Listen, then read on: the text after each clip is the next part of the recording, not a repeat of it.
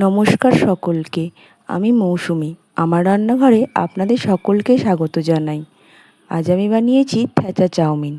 তার জন্য আমি এখানে কিছু সেদ্ধ চাউমিন, কিছু বাদাম, রসুন আর কাঁচা লঙ্কা নিয়েছি। কড়াইয়ের মধ্যে অল্প পরিমাণ তেল দিয়ে বাদাম, রসুন, কাঁচা লঙ্কা আমি হালকা করে ভেজে নেব।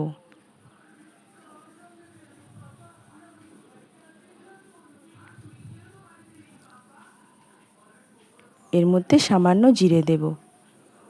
তোমরা এর মধ্যে ধনেপাতাও দিতে পারো। আমার কাছে ধনেপাতাটা ছিল না বলে আমি দিইনি।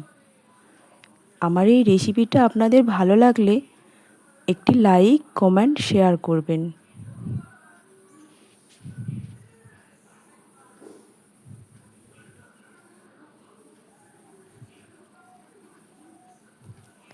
এবার আমি শিলনোড়ার মধ্যে এটাকে থেঁতো করে নেব। এটা আমার থ্যাচা বানানো রেডি। এবার সেই কড়াইয়ের মধ্যেই তেল গরম করে আমি থ্যাচাটা দিয়ে দেব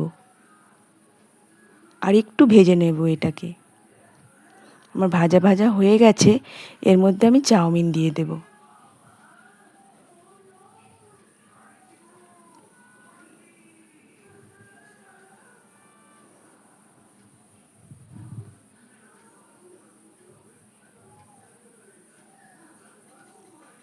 এবার আমি সয়া সসের বোতলের 1 ছিপি সয়া সস এর মধ্যে দিয়ে দিয়েছি।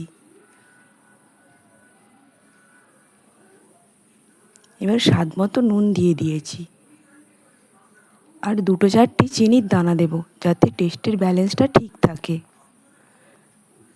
একটু হালকা নাড়াচাড়া করে নেব। চাউমিন ভেজে নিয়েছি। আমার চাউমিন রেডি।